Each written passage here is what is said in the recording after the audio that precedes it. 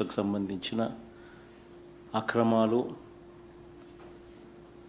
Paper లీకేజీల మీద ఏదైతే సమగ్రంగా సుదీర్ఘంగా సాక్ష్యాలు ఆధారాలతో సహా చెప్పడం జరిగిందో అదే మాదిరిగా ఏపీపీఎస్సీకి సంబంధించి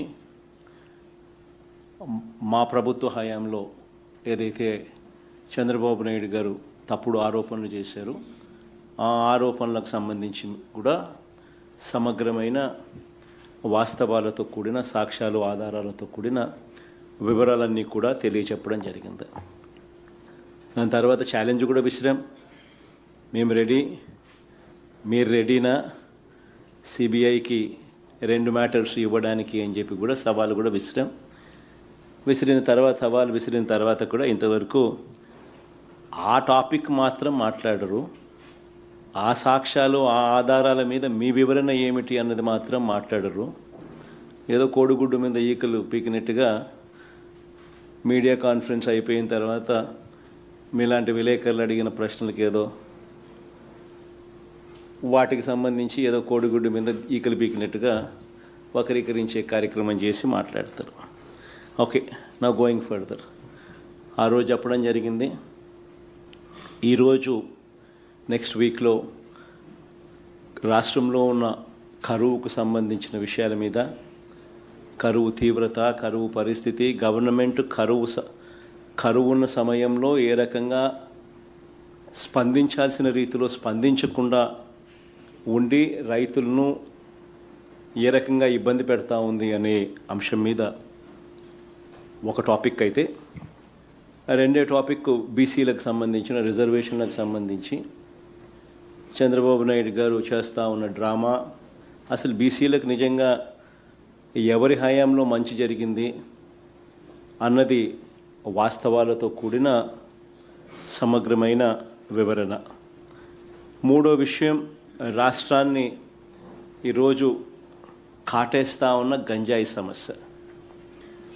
ఏకంగా పోలీసుల్ని గంజాయి అమ్మడానికి, గంజాయి విక్రయించడానికి, గంజాయితో డీల్ చేయడానికి ఏకంగా పోలీసులే పాత్రదారులై రాష్ట్రంలో ఏ మాదిరిగా దిగజారిన పరిస్థితులు కనిపిస్తూ ఉన్నాయో వాటికి సంబంధించిన వాస్తవాలు విషయాల మీద మూడో సబ్జెక్టు ఈరోజు టచ్ చేస్తా.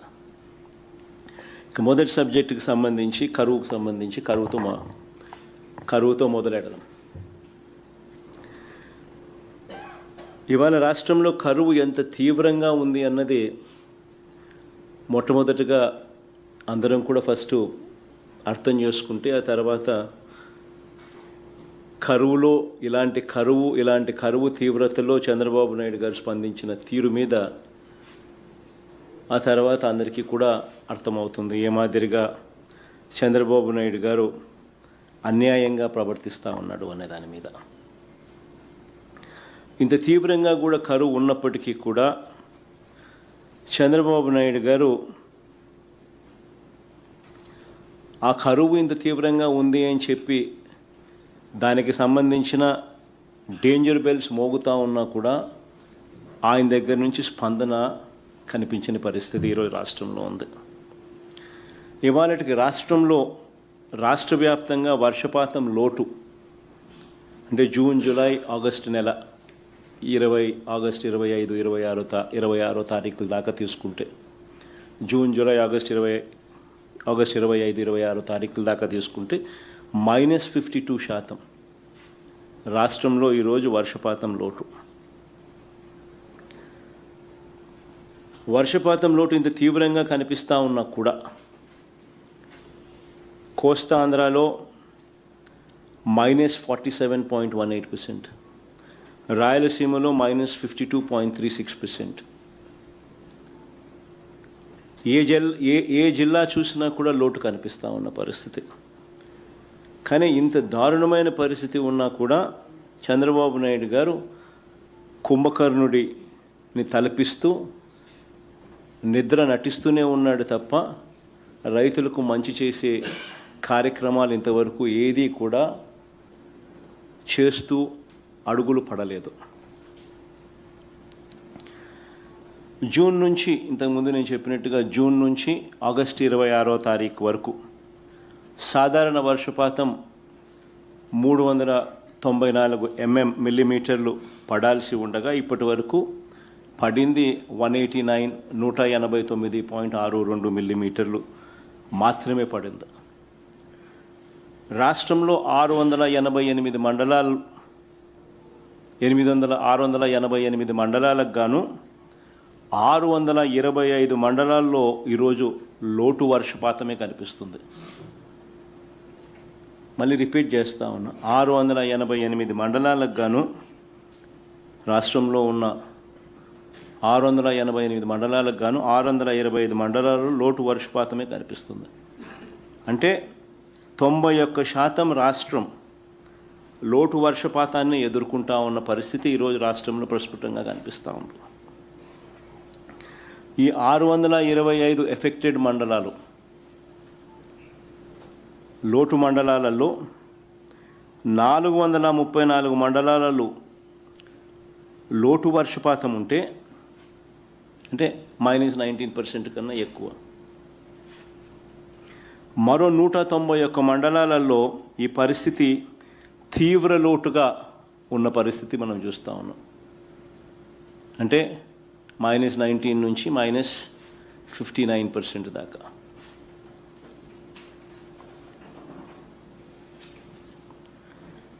ఇక జిల్లాల పరంగా చూస్తే 28 జిల్లాలకు 28 జిల్లాల్లోనూ 28 జిల్లాలకు 28 జిల్లాల్లోనూ లోటు వర్షపాతమే కనిపిస్తూ ఉంది.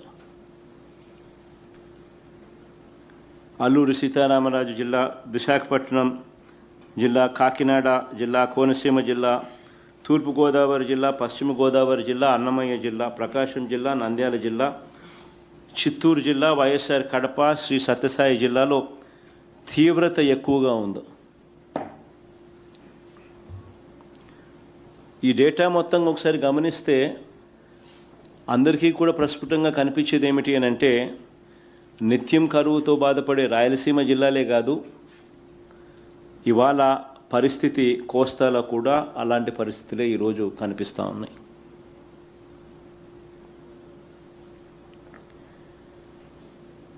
సరే, ఈ వెన్నుపోటు పార్టీ నాయకుడు చంద్రబాబు నాయుడు గారు, ఈ వెన్నుపోటు పార్టీ నాయకుడు చంద్రబాబు నాయుడు గారు మాత్రం ఇలాంటి పరిస్థితి ఉంది అని గుర్తించడానికి కూడా ఈ మనిషి ఇష్టపడడం లేదు.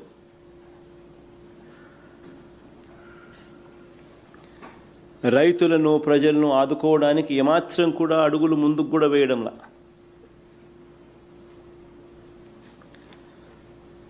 రాష్ట్రంలో దాదాపుగా ఈ ఖరీఫ్ పంట సాగు చూస్తే రాష్ట్రంలో 63 లక్షల చిల్లర ఎకరాలకు గాను కేవలం 50 లక్షల చిల్లర ఎకరాల్లో మాత్రమే సాగైంది. అంటే దాదాపుగా 80% మాత్రమే సాగు నమోదు చేసిన పరిస్థితులు కనిపిస్తూ ఉన్నాయి.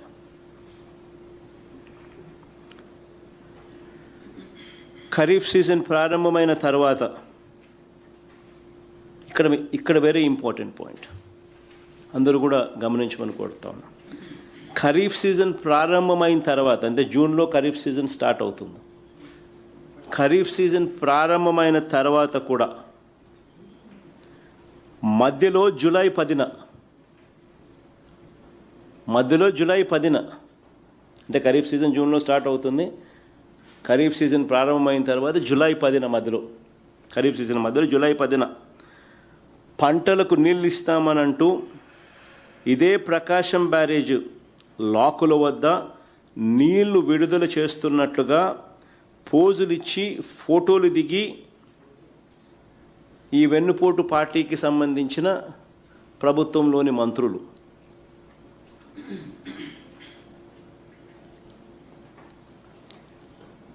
ఈ మాదిరిగా పబ్లిసిటీ స్టంట్ చేశారు.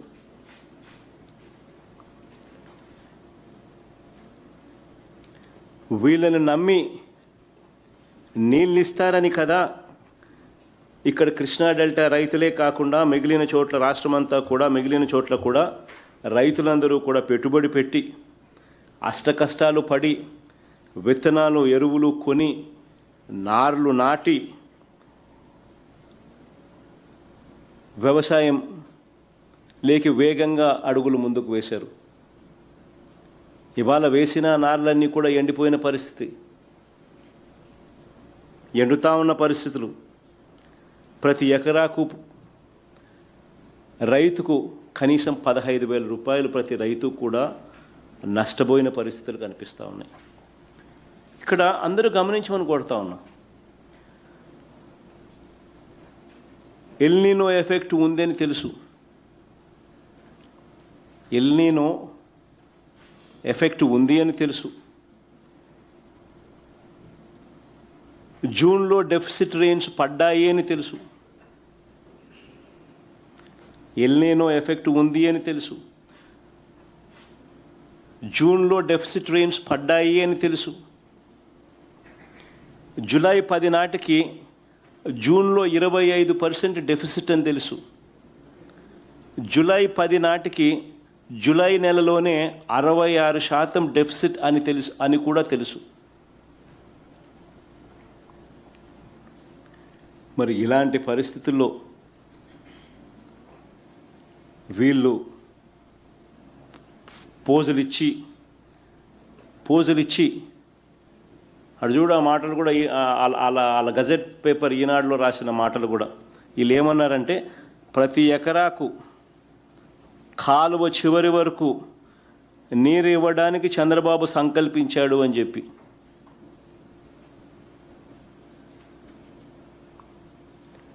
అని వీళ్ళు పబ్లిసిటీ ఇవ్వడంతో రైతులు వీళ్ళ మాటలను నమ్మి పెట్టుబడులు పెట్టారు. ఈరోజు రైతులు నష్టపోతూ ఉన్నారు. వీళ్ళు నీళ్ళు ఇవ్వని కారణంగా. ఒకవైపు వర్షాలు లేక సంక్షోభం వస్తే, మరోవైపు చంద్రబాబు నాయుడు గారు మానవత్వం అనేది లేకుండా వ్యవహరిస్తూ ఉన్నారు.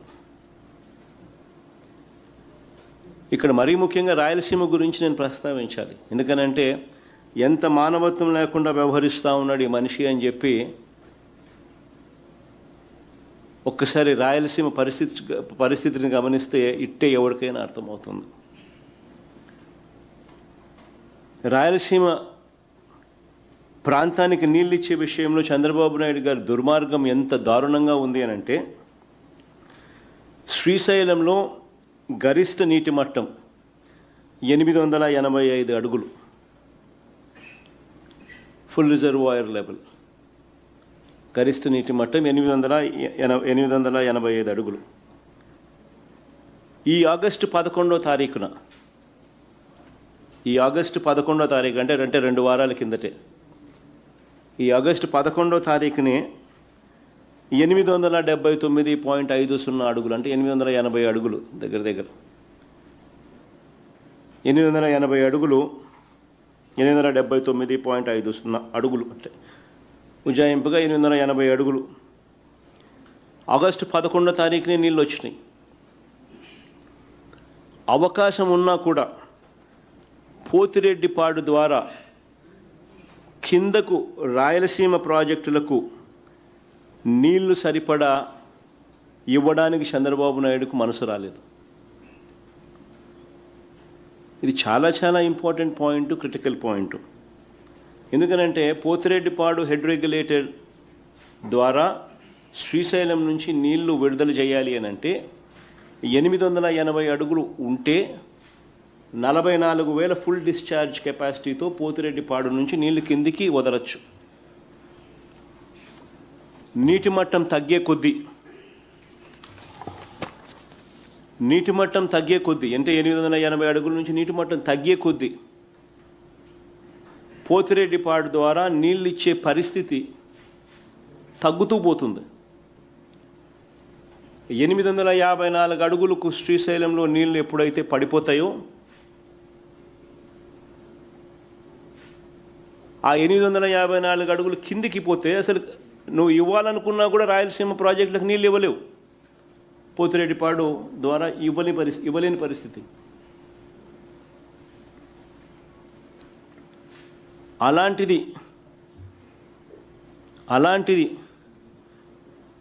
చంద్రబాబు నాయుడు గారు ఈరోజు పరిస్థితి ఏమిటి అని చెప్పి గమనిస్తే, ఈరోజు శ్రీశైలం నుంచి ఎడాపెడ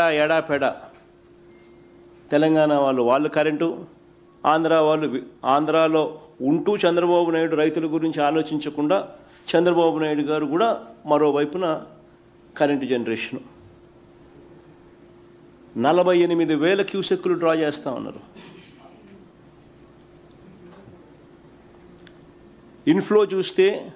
ప్రస్తుతం ఇన్ఫ్లో చూస్తే కేవలం 7,000 క్యూసెక్కులు మాత్రమే ఇన్ఫ్లో ఉంది.